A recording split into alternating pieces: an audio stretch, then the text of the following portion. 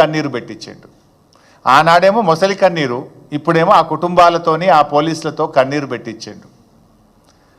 ఆనాడేమో drawer కోసుకపోయిన బాధలు నాకు తెలుసు అన్నాడు.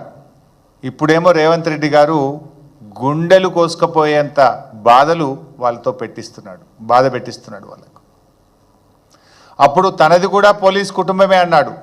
ఇప్పుడేమో పోలీస్ కుటుంబాలను రాచి రంపాన పెడుతున్నాడు. ఏమడిగినరా పోలీసులు? వీ వాంట్ జస్టిస్ అన్నారు, వీ వాంట్ ఏక్ పోలీసింగ్ అన్నారు. అది వాళ్ళ డిమాండ్ కాదు. ప్రతిపక్షంలో ఉన్నప్పుడు నువ్వు ఇచ్చిన మాట, నీ మాట నిలబెట్టుకో రేవంత్ రెడ్డి.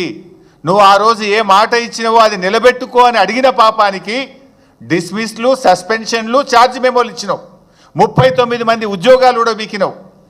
పోలీసుల చేత పోలీసుల కుటుంబ సభ్యుల్ని అరెస్ట్ చేయించిన ఘనత ఇది రేవంత్ రెడ్డిది.